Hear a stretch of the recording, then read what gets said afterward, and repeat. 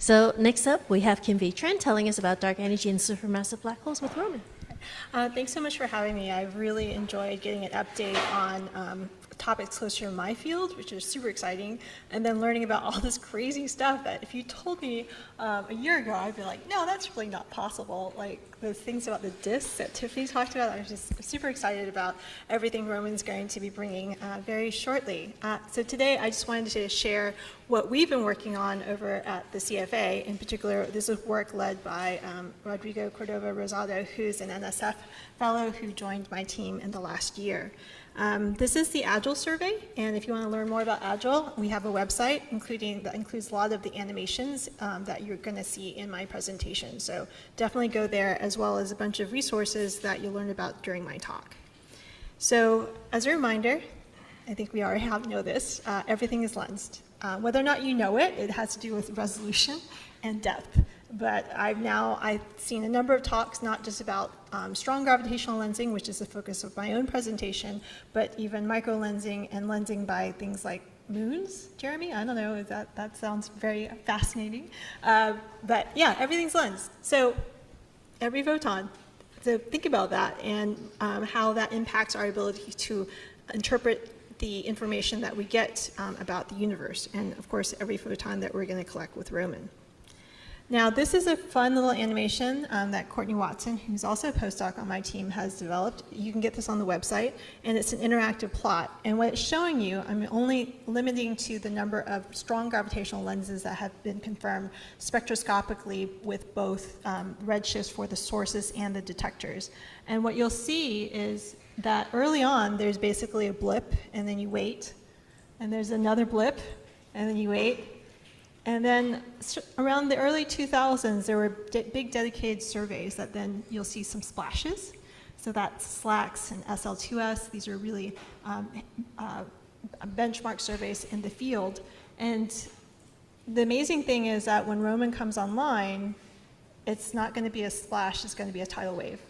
And in particular, I want to emphasize that with Roman, we'll also be able, with the resolution, we'll also be able to get pretty good photometric redshifts for the sources, which have always been the limiting issue with confirming lenses. You can see candidates, but you can't really know if it's a chance superposition or if it's real unless you historically have gone back and gotten spectroscopic confirmation. But with the band passes that Roman has and the spectral resolution and the fact that we've been able to get very reliable SEDs, we'll be able to confirm thousands, hundreds of thousands of them, and then follow them up with spectroscopy. And so this will be a precursor of what you'll see with Roman eventually, of course. These are the lenses in Agile, and this is a big program that we've been leading now for the last few years, which will be swamped in about 2 years with all the imaging from Roman. These are systems that have been imaged with the Hubble Space Telescope through a number of different programs, mostly SNAPs. In terms of what we do, we first find them, and these were in the DES and Decals fields, and then what we do is we get spectroscopic follow-up. And so we've been leveraging access to both the ESO, the VLTs, and then of course primarily with Keck in the north. And so the goal here is to be able to identify lenses that you can observe at any time of year from any telescope on the northern or southern hemisphere. So we've been working hard on this, and this is DR2 that was released just this year. Tanya Baroni, who's the deputy on the Agile survey, is the lead author. And basically I just wanted to show that this is hard work. You can get redshifts pretty easily for the deflectors. These are all deflectors around redshift of 0.3 to 1. But of course, what you really want are the redshifts for the sources for a number of the science things that I'll be talking about today. So this is a fun little Venn diagram. And of course, the goal here is to get those circles to overlap completely and to make sure that those numbers continue to increase. And the goal here, as I said, is to get both not just the high resolution imaging that you need for the lens modeling, and of course to identify the lenses in the first place, but then also to get the spectroscopic confirmation of the configuration that you have an actual foreground deflector and a background source. To give you a sense of how Agile compares to other benchmark surveys that have been completed over the last couple of decades, we have here deflector redshift and source redshift. We're the polka dot, the gray polka dot, And I think the main thing you should take away from this figure, especially for those who may not be as familiar with extragalactic, is that we tend to push to higher redshift, both for the deflectors and for the sources. And the main reason is that we're able to now, of course, not just use optical spectrographs, which are great for anything below redshift of 1 or 1.5, but then for the sources, you need to go into near infrared. And so, of course, we've now been able to leverage access to the near infrared spectrographs on both the northern and southern telescopes. And so we can get those confirmations of those sources. So Agile is a great public community data set. We have all of our data on our website, and I'll be reminding you that at the end of my talk, but it's there, and we want everybody to use it. Now, the two science cases in particular that I'm excited about are compound lenses. So this is a cute little animation, obviously not to scale, just in case you guys are wondering. Usually that gets a laugh, but you guys are just not, you're just, okay. So that's the Hubble Space Telescope, and so compound lenses are essentially when you have multiple sources that are being lensed by the foreground deflector. These are historically have been considered needles in the haystack, but Roman's going to go really deep. And the thing is that the deeper you go, the more needles you find. And in this case, we expect that even in the medium bands, there'll be hundreds of compound lenses, candidates. I just want to stress candidates. And the goal here is you can use these to actually measure omega matter. And it's very complementary to a supernovae and cosmic microwave background. And so what we have here is this work led by one of my students, published just at the end of last year. At the top, you'll have the actual original image, and then the reconstruction in the lens models. And so you can also see what the source looks like in the source, reconstructed source looks like in the source plane. Now, the only reason why we're able to do this is because not only do we have the imaging, but the other thing is that's really critical, of course, is IFU spectroscopy. And so for that, we've been leveraging KCWI on Keck, and it's great, it's perfect field of view. And this actually, we didn't know was a compound lens until we observed it with KCWI. We were using it for another science case, and then we realized that there were actually two sources. And then when you go back to the HST imaging, you'll see that there are actually two sources in there's the ring, but then you'll see these little arclets. And that corresponds to two sources at two different redshifts. And because of the IFU, we were able to get the redshifts directly just from the observations. And so we're able to model it. Now, the advantage of doing compound lenses is that, I mean, you can ask me about later, it's a lot of work. But once you get out of it, is you get this probability distribution function for omega matter. Now, up until our group, the first compound lens that had been published was in 2014, and there had only been one. We've now been able to, in the last 2 years, add 2 more. I know this doesn't look good, okay, in terms of the probability distribution. Okay, I'm not trying to convince you that we've solved cosmology. What you can see here is that the 2014 measurement is in the orange, and it's all the way to the right, and then our 2 measurements are all the way to the left, and somehow the probability distribution kind of looks like it matches everything. So you could argue that this is not very helpful. I'm not going to argue with that. I'm just going to show, though, the cutouts of our 2 lenses over here and the spectroscopic redshifts. My point, though, is that we want more, and Roman's going to deliver them. So the advantage of using these types of compound lenses is that they're actually very, as I mentioned, very complementary, virtually orthogonal to CMB and supernovae measurements. So you can see here on the left, those 3 measurements.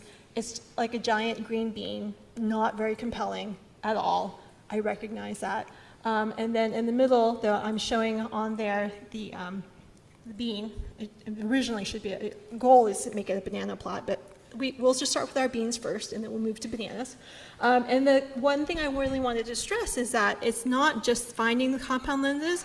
You actually want to find a certain redshift configurations. So of the hundreds that will be found by Roman, we really want to target the ones that actually have basically a deflector redshift and then the sources that are highly separated in redshift. And this is a little simulation that Rodrigo showed. demonstrated. And so with Roman, the goal here is that we're going to take our bean and make it into a banana. And hopefully at that point, it starts to really becoming a very compelling measurement for cosmography.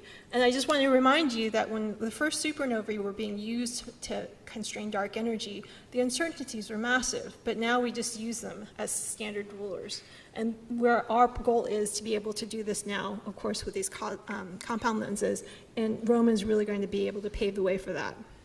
In the last part of my talk, I just want to show you these really cool systems that we've now coined Einstein spirals as a riff on Einstein rings and Einstein crosses.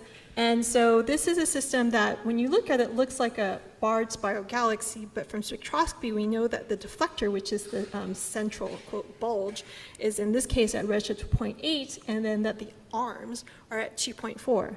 And so Anouar Shajib has submitted the paper on this, and it has to do with the configuration of the source crossing caustics. I'm not going to get into that.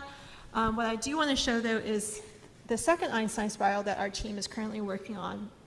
And this is work led by Rodrigo, where you can see that you have these radial spokes. And the reason why you see this is that they're very sensitive to the dark matter distribution in the core of the foreground deflector galaxy. And so you can see on the left here, models of the lenses. This is done by Giovanni Ferrami over at MPA, where you model the lens down to the noise. And the advantage is that when you do that, you can start doing this. And if you told me a year ago I'd be standing up here telling you about this, I would have thought you were dreaming. And I really want to stress this currently is actually an upper limit on a supermassive black hole, but these are the scaling relations that have been measured at the local universe. And now through the lensing and then of course the kinematics that we get from the IFU, we can start extending these black hole scaling relations out to a redshift of 1 for quiescent systems. So this is still very preliminary. Please don't take any pictures. This is very much still in the process, but it's a really exciting new avenue that I don't think any of us knew about when we started this a couple of years ago. So just to remind you, Agile, it's a big survey. We have lots of other science that we've been doing with it, but the goal here is to combine Hubble imaging with ground-based IFU spectroscopy. And that, in particular, the talk today is really thinking about this as a Roman pathfinder for these rare systems. So compound lenses and Einstein spirals probably make up, at least down to the magnitude of Agile, 2 to 3%. But Roman's going to go much deeper. So you're going to go from a few hundreds to eventually a few thousands. And that's when we can start beating down the uncertainties. And then, of course, that lens modeling really is a massive bottleneck, and that's something that our team is working on, as well as many other teams, to speed that up because it takes a lot of time. And so here, as I said, we have the website, lots of fun things for you guys to play around with. We want people to use the data, and if you have any questions, definitely contact me. And that's it. Thank you very much.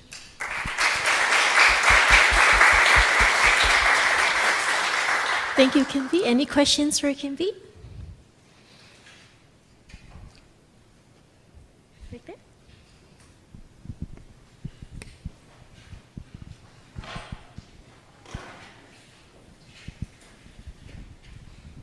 Thanks for the fun talk, Kimvi. So question for you. I find the double source plane lenses really interesting as cosmography probes. Given Roman's area, wavelengths, etc., what redshift range is that probe most sensitive to? So we included this in the figure that was in the proposal, and this is nominally that discovery space. The goal here is that not to follow up every single compound lens candidate that Roman finds, but to actually go for the ones that have the highest discriminating factor. In other words, what you want is the first source to be relatively close in redshift to the deflector, and the second source to be as far away as possible. And so those are the ones that we're going to really follow up with ground-based spectroscopy to do this compound lens analysis. So like you're most sensitive to structure, expansion history, whatever, at redshift 2? So yeah, the goal here is that if we could get deflectors between like a half-ish and 1, and then this first source to be around 1, and then the second source to be above redshift 3 or 4, that would be ideal. Okay. Thank you.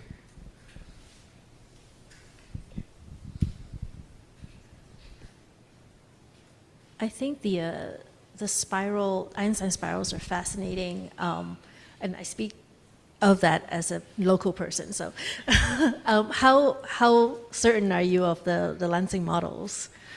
So we've been working, Rodrigo and Giovanni have been working hard on this. Giovanni mostly. He's working with the group at MPA, and they developed Pronto, which is primarily for radio observations, and it's really good. I guess that's one way of putting it. Our team has been has learned to use multiple lens modeling codes, Lenstronomy, Piola lens, and also Pronto, and each of them have different advantages. Oh, also Glee, and so there are nuances in terms of which lens modeling code to use for the different types of science cases. Question up there? Tim? Thanks. This is really interesting. I was wondering how you plan on identifying these compound lenses in Roman data. You said that in your HST data, it took a while to kind of realize that there was a compound lens there. So how with the tidal wave of Roman data? Yeah, I know, definitely. So our goal is to really look for simple lenses, first of all.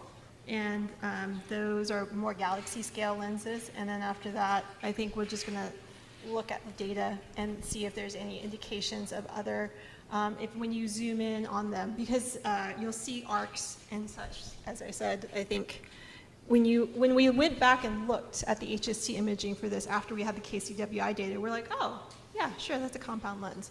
So the advantage is that there should only, at least in the first data release, only be 300 or 400 of them. So we should be able to just go through and be like, okay, these are the top 10 best candidates, and we're just going to go in and get, hopefully, some IFU data on them. Yeah, cool, thanks. All right, well, let's thank Kinvi again.